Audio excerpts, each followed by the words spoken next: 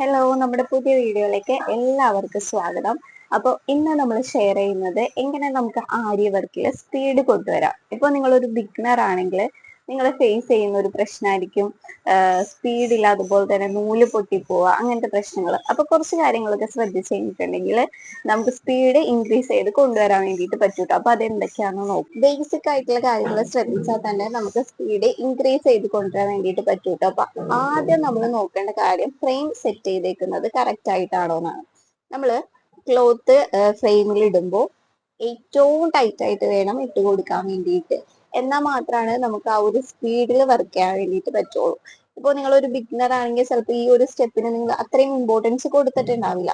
പക്ഷെ ഏറ്റവും ബേസിക് ആയിട്ടുള്ള ഒരു കാര്യമാണ് നിങ്ങൾ എങ്ങനെയാണ് ഫ്രെയിമിൽ ക്ലോത്ത് ഇട്ടിരിക്കുന്നത് എന്നുള്ളത്. അപ്പൊ ഏറ്റവും ടൈറ്റ് ആയിട്ട് ക്ലോത്ത് ഇട്ടാൽ മാത്രമാണ് നമുക്ക് നല്ല രീതിക്ക് സ്പീഡിൽ വർക്ക് ചെയ്യാൻ വേണ്ടിയിട്ട് പറ്റുള്ളൂ. അപ്പൊ അത് ഏറ്റവും ഫസ്റ്റ് നമ്മൾ ശ്രദ്ധിച്ചിരിക്കണം. ഇതാ ഇങ്ങനെ തട്ടുമ്പോൾ സൗണ്ട് കേൾക്കും. വേറെ ഒന്നും നോക്കണ്ട, നമ്മൾ ക്ലോത്ത് സെറ്റ് ചെയ്യുമ്പോൾ നല്ലോണം വലിച്ചു പിടിച്ച് ടൈറ്റ് ആക്കിയിട്ട് സെറ്റ് ചെയ്ത് കൊടുക്കാം. ഓക്കെ. പിന്നെ നമ്മൾ ശ്രദ്ധിക്കേണ്ട ഒരു കാര്യം എന്ന് പറയുന്നത് ഫ്രീ ആയിട്ട്, അതായത് കൈക്കൊന്നും തീരെ ബലം കൊടുക്കാണ്ട് വർക്ക് ചെയ്യാന്നുള്ളതാണ്. തുടക്കത്തിലൊക്കെ നമ്മൾ ഫേസ് ചെയ്യുന്ന ഒരു പ്രശ്നമായിരിക്കും നീഡിൽ കുത്തിയിട്ട് പൊക്കിയെടുക്കുമ്പോൾ അതാ ഇതുപോലെ കൊളത്തി പിടിക്കും. അപ്പൊ ചിലർക്ക് ആ ഒരു ക്ഷമ നശിക്കും. അപ്പൊ നമ്മൾ എന്ത് ചെയ്യും, ഇങ്ങനെ പിടിച്ച് വലിക്കും. അപ്പൊ സംഭവിക്കാവുന്നത് എന്താ, നൂല് പൊട്ട, ക്ലോത്ത് ഡാമേജ് ആവാ, ഇങ്ങനത്തെ പ്രശ്നങ്ങളൊക്കെയാണ്. നമ്മൾ എന്താ ചെയ്യേണ്ടതെന്ന് വെച്ച് കഴിഞ്ഞാൽ കൈ മാക്സിമം ഫ്രീ ആക്കിയിട്ട് ഒട്ടും ബലം കൊടുക്കാതെ ആ ഒരു താളത്തിൽ ചെയ്തെടുക്കാന്നുള്ളതാണ് കേട്ടോ. ഇതാ ഇതാ കണ്ടോ, ഈ ഒരു വിരൽ വെച്ചിട്ടാണ് നമ്മൾ ട്വിസ്റ്റ് ചെയ്ത് കൊടുക്കേണ്ടത്. ഇതാ ഇതുപോലെ ചെയ്തെടുക്കാന്നുള്ളതാണ്. പിന്നെ നമ്മൾ സ്റ്റാർട്ടിങ്ങിലെ അറിയാണ്ട് ചെയ്തു പോകുന്ന ഒരു കാര്യമാണ് കേട്ടോ. നമ്മൾ വർക്ക് ചെയ്യുമ്പോൾ ഒരു സപ്പോർട്ടിന് വേണ്ടിയിട്ട് നമ്മളുടെ മുട്ടുകൈ കൊണ്ടുവന്ന് ഫ്രെയിമിൽ ഇങ്ങനെ വെക്കുക. നമ്മൾ എഴുതില്ലേ, അപ്പൊ മേശയുടെ പുറത്ത് വെക്കുന്നത് പോലെ ഇതുപോലെ വെച്ചിട്ട് വർക്ക് ചെയ്യുന്നത്. ഇങ്ങനെ ചെയ്യുമ്പോൾ എന്താ പറ്റണേന്ന് വെച്ചിട്ടുണ്ടെങ്കിൽ നമ്മൾ ടൈറ്റ് ആക്കി വെച്ചിരിക്കുന്നത് ലൂസായി പോകും. നമ്മുടെ ക്ലോത്ത് ലൂസായി പോകാനുള്ള ചാൻസ് ഉണ്ട്. അങ്ങനെ സ്പീഡ് കുറയും കേട്ടോ. അപ്പൊ ഇതൊക്കെ ഒന്ന് ശ്രദ്ധിക്കുക. കാരണം നമ്മളുടെ കൈയുടെ ഫുൾ ബലവും നമ്മൾ ഇവിടെ കൊടുത്തു കഴിഞ്ഞിട്ടുണ്ടെങ്കിൽ നമ്മുടെ ക്ലോത്ത് ലൂസായിട്ട് നമ്മളുടെ സ്പീഡ് കുറയുള്ളൂ. അപ്പൊ അങ്ങനത്തെ മിസ്റ്റേക്ക് ഒക്കെ നിങ്ങൾ ചെയ്യുന്നുണ്ടെങ്കിൽ അതൊക്കെ ഒന്ന് നോട്ട് ചെയ്യുക. നമ്മുടെ കൈയെ ഫ്രെയിമിൽ ടച്ച് ചെയ്യാതെ, അതായത് ഈ കൈയുടെ ബലം ഫ്രെയിമിൽ കൊടുക്കാതെ നമ്മളിതാ ഇതുപോലെ വേണം വർക്ക് ചെയ്തെടുക്കാൻ വേണ്ടിയിട്ട് കേട്ടോ. അപ്പൊ അതൊന്ന് ശ്രദ്ധിക്കുക. അങ്ങനെ നിങ്ങൾ ചെയ്യുന്നുണ്ടെങ്കിൽ ആ ഒരു മിസ്റ്റേക്ക് ഒഴിവാക്കുക. പിന്നെ ശ്രദ്ധിക്കേണ്ട ഒരു കാര്യമാണ് കേട്ടോ, നീഡില് വാങ്ങിക്കുമ്പോൾ നോക്കി വാങ്ങിക്കുക എന്നുള്ളത്. ഇതുപോലത്തെ ഹുക്ക് നമുക്കിങ്ങനെ കൊളത്തി ത്രെഡ് ഇങ്ങനെ പുറത്തോട്ട് എടുക്കണമെങ്കിൽ നല്ല ഹുക്കുള്ള നീഡില് വേണം. അപ്പോൾ അങ്ങനത്തെ നോക്കി വാങ്ങിക്കുക. അതുപോലെ തന്നെ തുരുമ്പില്ലാത്തതൊക്കെ നോക്കി വാങ്ങിക്കാട്ടോ. ഇതിപ്പോ നല്ല ഷാർപ്പ് ആയിട്ടുള്ള എഡ്ജ് ആണ്. അത് നമ്മൾ വർക്ക് ചെയ്ത് സോഫ്റ്റ് ആയിക്കോളൂ. ഞാൻ ഒരുപാട് എടുക്കാത്ത എന്റെ പുതിയ നീഡിലാണ് കേട്ടോ. അതുപോലെ തന്നെ പെട്ടെന്ന് തുരുമ്പ് പിടിക്കും കേട്ടോ. അപ്പൊ നമ്മൾ സൂക്ഷിക്കുമ്പോഴും അതുപോലെ തന്നെ സൂക്ഷിക്കുക. നിങ്ങളുടെ ആവശ്യം കഴിയുമ്പോൾ കുറച്ച് എണ്ണ, ഓയില് ജസ്റ്റ് ഇവിടെ ഒന്ന് തേച്ചിട്ട് ഏതെങ്കിലും ഒരു ബോക്സിലാക്കി എടുത്ത് വെക്കുക കേട്ടോ. എന്റെ ഒരുപാട് നീഡിൽസ് ഇതേപോലെ തുരുമ്പ് പിടിച്ച് പോയിട്ടുണ്ട്. അപ്പൊ ഞാൻ ഇപ്പൊ യൂസ് ചെയ്യുന്ന ഒരു ട്രിക്കാണ് അത്. നമ്മുടെ അടുത്തുള്ള ഷോപ്പിൽ നിന്നൊന്നും പെട്ടെന്ന് അവൈലബിൾ ആവണം എന്നില്ല ഇങ്ങനത്തെ നീഡിൽസ്. അപ്പോൾ നമ്മൾ വർക്ക് ചെയ്യുമ്പോൾ എവിടെയെങ്കിലും എടുത്തു വെച്ചിരിക്കും. പിന്നെ എടുക്കുമ്പോൾ ഏതെങ്കിലും ഒരെണ്ണത്തിൽ ഒരു ഇത്തിരി തുരുമ്പുണ്ടെങ്കിൽ അത് ബാക്കി എല്ലാത്തിലേക്കും സ്പ്രെഡ് ആവും കേട്ടോ. അപ്പൊ ഞാൻ ഇപ്പൊ ചെയ്യുന്നത് എണ്ണ തടവി വെക്കുകയാണ്. അപ്പൊ അതുപോലെ എണ്ണ തടവി വെക്കുക. നല്ല നീഡിലാണെങ്കിൽ നല്ല സ്മൂത്ത് ആയിട്ട് നമുക്ക് വർക്ക് ചെയ്യാൻ വേണ്ടിയിട്ട് പറ്റൂ കേട്ടോ. ഇത്തിരി തുരുമ്പ് അവിടെ ഇവിടെ ഉണ്ടെങ്കിൽ അതിനനുസരിച്ച് അത് സ്ലോ ആവുകയും ചെയ്യും. അത് നമ്മുടെ വർക്കിനെ ബാധിക്കുകയും ചെയ്യും. അപ്പോൾ ഈ കാര്യങ്ങളും കൂടി നിങ്ങൾ ശ്രദ്ധിക്കുക. അതുപോലെ തന്നെ നീഡിലിന്റെ കാര്യത്തിൽ ശ്രദ്ധിക്കേണ്ട മറ്റൊരു കാര്യമാണ് കേട്ടോ, കറക്റ്റ് ആയിട്ടുള്ള നീഡിൽ വെച്ചിട്ട് ചെയ്ത് പഠിക്കുക എന്നുള്ളത്. ഇപ്പോ നിങ്ങൾ ബിഗിനിങ്ങിൽ ഈ ഒരു നീഡിൽ വെച്ചിട്ട് ചെയിൻ സ്റ്റിച്ച് ആയിരിക്കും സ്റ്റാർട്ട് ചെയ്തിട്ടുണ്ടാവുക. ഇത് ടുലിപ്പിന്റെ 14 നമ്പർ നീഡിലാണ് കേട്ടോ. അപ്പോൾ ഇത് വെച്ചിട്ടാണ് നമ്മൾ ചെയിൻ സ്റ്റിച്ച് ചെയ്യുക. ചെയിൻ സ്റ്റിച്ചിന്നാണല്ലോ നമ്മൾ സ്റ്റാർട്ട് ചെയ്യുന്നത് ആരി വർക്ക്.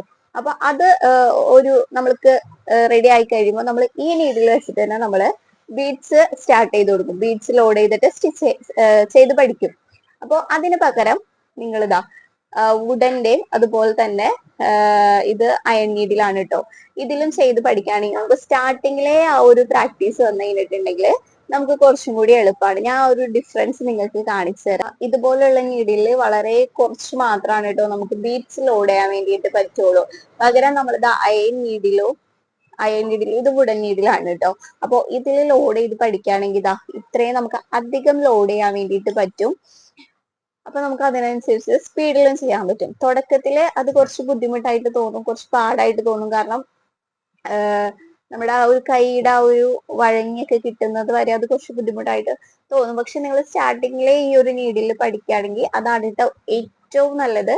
അപ്പൊ നിങ്ങള് ഇപ്പൊ ചെയിൻ സ്റ്റിച്ച് ഒക്കെ കഴിഞ്ഞ് അത് ബീഡ്സ് ഒക്കെ ട്രൈ ചെയ്തുകൊണ്ടിരിക്കുകയാണെങ്കിൽ ഈ ഒരു നീഡിൽ തന്നെ പഠിച്ചോളൂ. ആ പഠിക്കുന്നുള്ള ഒരു ബുദ്ധിമുട്ടുള്ളൂ. അത് കഴിഞ്ഞിട്ട് നമുക്ക് ഈസി ആയിട്ട് ചെയ്യാൻ വേണ്ടിയിട്ട് പറ്റൂട്ടോ. അപ്പൊ അത് നിങ്ങളൊന്ന് ശ്രദ്ധിക്കുക. ഇതിൽ തന്നെ മാക്സിമം ഇതുപോലുള്ള അയൺ നീഡിലോ അല്ലെങ്കിൽ വുഡന്റെ ഇങ്ങനത്തെ നീഡിലോ ചെയ്ത് തന്നെ പഠിക്കാം. പിന്നെ എനിക്ക് തോന്നിയിട്ടുള്ള ഒരു കാര്യം പറയട്ടെ, നമുക്ക് ചെയിൻ സ്റ്റിച്ച് ഓക്കെ ആയി കഴിഞ്ഞാൽ പിന്നെ നമ്മൾ ബീഡ്സ് ട്രൈ ചെയ്യുമല്ലോ. ബീഡ്സ് നമ്മൾ നേരെ ആയിരിക്കും സ്റ്റിച്ച് ചെയ്ത് പോവാ, ഇങ്ങനെ ലൈൻ പോലെ വരച്ചിട്ട് അതിന്റെ മുകളിൽ കൂടെ ആയിരിക്കും സ്റ്റിച്ച് ചെയ്ത് പോവാ. അത് നമുക്ക് ഭയങ്കര എളുപ്പമായിരിക്കും.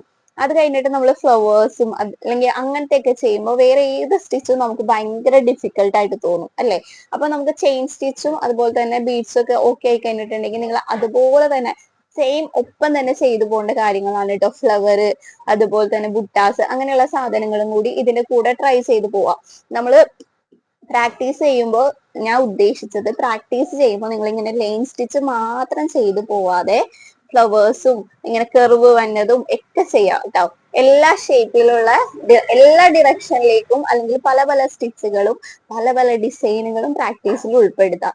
അല്ലെങ്കിൽ നമ്മൾ എനിക്ക് പറ്റിയിരുന്ന ഒരു അബദ്ധമാണ്, ഞാൻ ചെയിൻ സ്റ്റിച്ച് കഴിഞ്ഞിട്ട് കുറേ നാള് പിന്നെ ലൈൻ സ്റ്റിച്ച് ഇങ്ങനെ ലൈൻ വരച്ചിട്ട് അതിന്റെ മുകളിൽ കൂടെ ബീഡ്സ് വെച്ച് ഇങ്ങനെ വർക്ക് ചെയ്തുകൊണ്ടേയിരുന്നു കുറേ നാള്. അത് കഴിഞ്ഞിട്ടാണ് ഓരോ വർക്കൊക്കെ വരുമ്പോഴാണ് മറ്റ് ഫ്ലവേഴ്സും കാര്യങ്ങളൊക്കെ ചെയ്യാനുള്ള ഒരു ബുദ്ധിമുട്ട് ഞാൻ മനസ്സിലാക്കിയത്. ഞാൻ എന്താ വിചാരിച്ചിരുന്നത് എന്ന് വെച്ച് കഴിഞ്ഞിട്ടുണ്ടെങ്കിൽ സ്പീഡ് ആവണമല്ലോ, സ്പീഡ് ആവാൻ വേണ്ടിയിട്ട് ഞാൻ ലൈൻ സ്റ്റിച്ചിൽ തന്നെ ഇങ്ങനെ ഫോക്കസ് ചെയ്തു. അതായത് സ്ട്രെയിറ്റ് ആയിട്ട് തുന്നി പോകുന്ന സ്റ്റിച്ച് തന്നെ കുറേ നാൾ ചെയ്തുകൊണ്ടിരുന്നു കേട്ടോ. അപ്പോ അത് നിങ്ങൾക്ക് പറ്റാതിരിക്കാൻ വേണ്ടിയിട്ടാണ് പറഞ്ഞത്. നിങ്ങൾ എപ്പോഴും സ്ട്രെയിറ്റ് തന്നെ ചെയ്തിട്ട് പോയിട്ടുണ്ടെങ്കിൽ അത് അത്ര നല്ലതല്ല. അതിന്റെ കൂടെ തന്നെ ഫ്ലവേഴ്സും കെർവായിട്ട് വരുന്നതും എല്ലാ ഡിസൈൻസും നിങ്ങൾ പ്രാക്ടീസ് ചെയ്യുന്നതിന്റെ ഒപ്പം തന്നെ പ്രാക്ടീസ് ചെയ്ത് പോവാ. എന്നാൽ മാത്രമാണ് നമുക്ക് കൈ ആ ഒരു എല്ലാ ഇതിനും വേണ്ടിയിട്ട് സെറ്റ് ആയിട്ട് കിട്ടുള്ളൂ. അപ്പൊ പിന്നെയുള്ള ഒരു കാര്യം എല്ലാവർക്കും അറിയുന്നതാണ്, നമ്മൾ ഏത് ഡിറക്ഷനിലേക്കാണോ തുന്നി പോകേണ്ടത് ആ ഒരു ഡിറക്ഷനിലേക്ക് ഇതിന്റെ ഹുക്ക് വരത്തക്ക രീതിയിലാണ് നമ്മൾ സ്റ്റിച്ച് ചെയ്ത് കൊടുക്കേണ്ടത്. ഇപ്പൊ നമുക്ക് ഇങ്ങനെയാണെങ്കിൽ ഏത് ആണോ നമ്മളുടെ ഡിസൈൻ അതിന്റെ ഡിറക്ഷനിലേക്ക് വേണം ഇവിടെ ഒരു ഹുക്ക് ഉണ്ടല്ലോ അത് ഇങ്ങനെ തുന്നി തുന്നി പോവാൻ വേണ്ടിയിട്ട്. അതുപോലെ തന്നെ കൈയുടെ കൈ കറക്റ്റ് ആയിട്ട് ചെയ്ത് പഠിക്കാം കേട്ടോ. ഇത് ടച്ച് ചെയ്യേണ്ട, ഇത് ടച്ച് ചെയ്യാണ്ടാണ് നമ്മുടെ വർക്കും കാര്യങ്ങളൊക്കെ വരുന്നത് കേട്ടോ. ഇതുപോലെയാണ് ഉണ്ടോ.